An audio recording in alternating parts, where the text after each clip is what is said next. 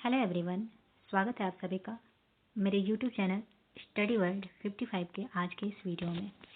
I hope आप लोग बहुत अच्छे होंगे।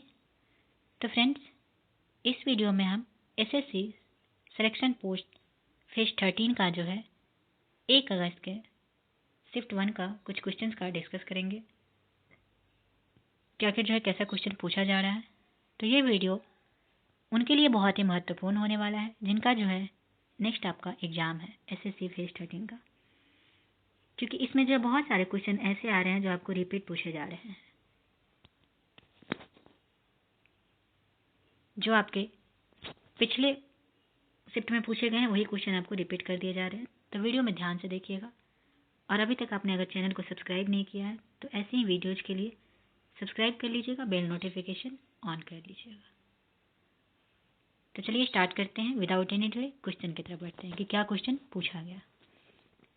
आप लोग कमेंट करके जरूर बताइएगा कि किन का एग्जाम था और कैसा गया आपका एग्जाम। तो निम्नलिखित में से कौन सा मंदिर अद्भुत कामुक वास्तुकला के लिए प्रसिद्ध है। तो कौन सा मंदिर है जो अद्भुत कामुक वास्तुकला के लिए प्रसिद्ध है। तो खजुराहो का मंदिर।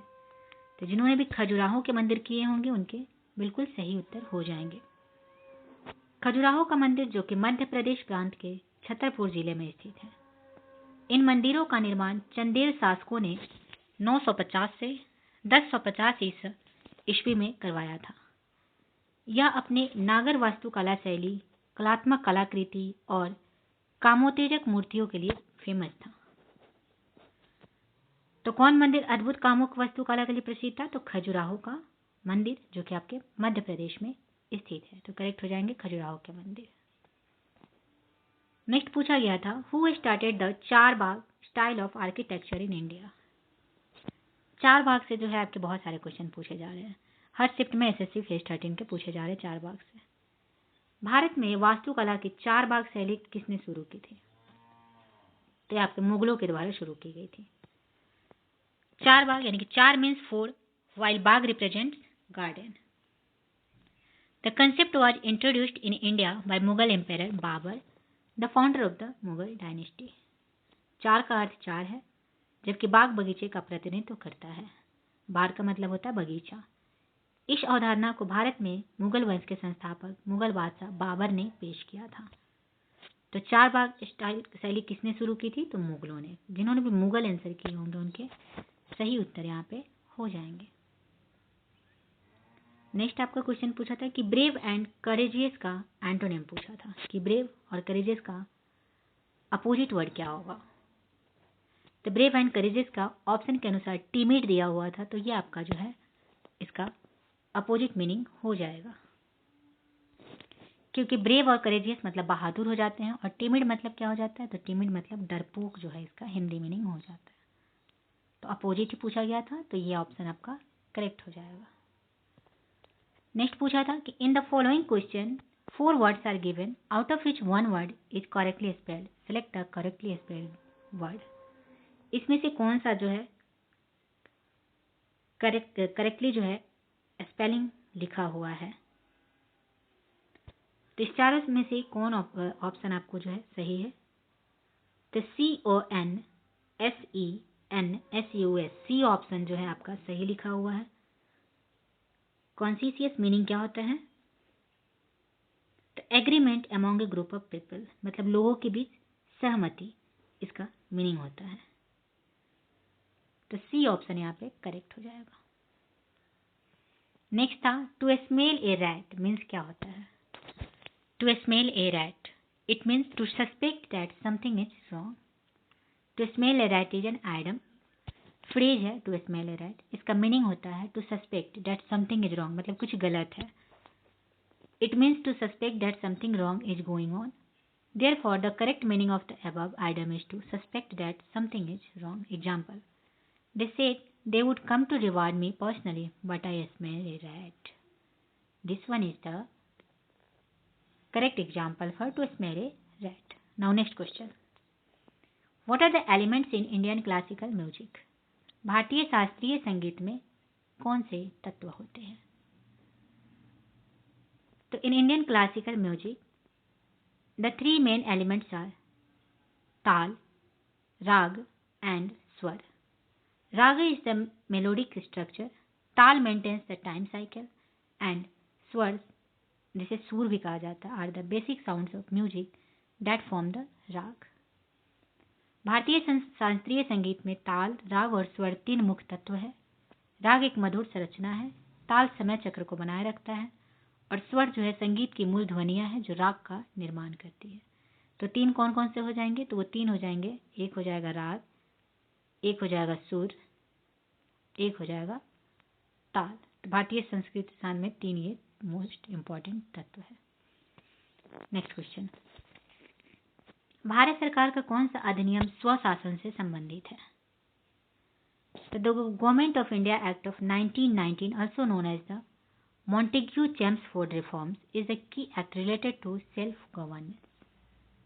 1919 का भारत सरकार अधिनियम, जिसे मॉन्टेग्यू-चेम्सफोर्ड सुधार के नाम से भी जाना जाता है, स्वशासन से संबंधित प्रमुख अधिनियम है। तो कौन सा अधिनियम स्वशासन से संबंधित है? तो 1919 का भारत सरकार अधिनियम। तो जिन्होंने भी ये ऑप्शन किए होंगे उनके करेक्ट आंसर हो जाएंगे। नेक्स्ट आपका क्वेश्चन था, what is the meaning of the item get through? Get through जो है का मीनिंग क्या होगा? तो गेट थ्रू का मीनिंग होता है कि किसी भी माध्यम से प्राप्त हुआ। The phrasal verb get through has multiple meanings but generally implies completing or successfully dealing with something, especially something difficult or challenging. It can also mean making contact with someone either physically or through communication.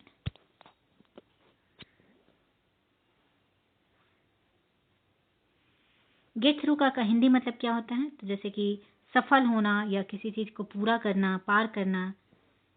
इसका उपयोग किसी परीक्षा में पास होने, किसी काम को पूरा करने या किसी कठिन परिस्थिति से निकलने के लिए किया जाता है। जैसे हम लोग बोलते हैं बोलचाल के भाषा में कि हम लोग ना उस एग्जाम से गेट थ्रू हो गए हैं, मतलब उससे जो है अब बाहर निकल चुके हैं, ये उसका मतलब होता है। Now next question, cut your coat idiom का फ्रेज का मतलब है कट योर कोट का क्या मतलब होता है?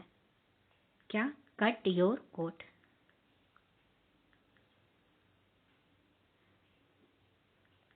तो the item cut your coat according to your cloth means to live within your means or to adjust your actions and spending to your available resources. It emphasizes the importance of financial prudence and not over extending yourself beyond what you can afford. Cut your coat according to your cloth. It means अपने कपड़े के अनुसार अपना coat काटे, मतलब उतना ही चादर फैलाओ जितना जो है आपके पास सामर्थ्य हो। कहने का मतलब ये होता है इसका बोलचाल की भाषा में।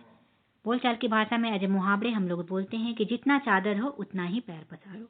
ये इसका हिंदी मीनिंग टिपिकली जो है इसका हिंदी मीनिंग होता है cut your coat according to your cloth. It means जितना चादर हो उतना ही पैर पसारना चाहिए, यानी कि जितना आपकी आय हो उसी के अनुसार खर्च करो। यह कहावत हमें सिखाती है कि हमें अपने आर्थिक स्थिति या उपलब्ध संसाधनों के अनुसार ही योजना बनानी चाहिए और खर्च करनी चाहिए।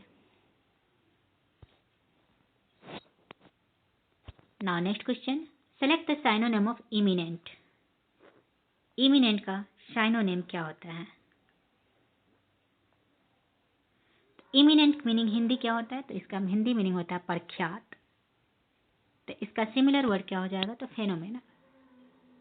Renowned, eminent, famous and respected within a particular sphere, renowned, ये इसका मीनिंग होता है। नेक्स्ट आपसे पूछा था कि ब्रिक्स के अस्थायी सदस्य देश कौन से हैं? तो ब्रिक्स के अस्थायी सदस्य देश हैं ब्राजील, रूस, भारत, चीन और साउथ अफ्रीका, दक्षिण अफ्रीका। ब्रिक्स जो है एक अंतर सरकारी संगठन है जिसे ये 5 देश शामिल हैं और इसका उद्देश्य सदस्य देशों के बीच आर्थिक और भू राजनीतिक सहयोग को बढ़ावा देना है। ब्रिक्स की स्थापना कब हुई थी? तो 16 जून 2009 में। इसका मुख्यालय कहाँ है? तो चीन के संघाई में इसका मुख्यालय है। नेक्स्ट क्वेश्चन है कि which government of India act related to self government? The government of India act 1999, जिसे मॉन्टेग्यू चेम्स सुधार भी कहते हैं।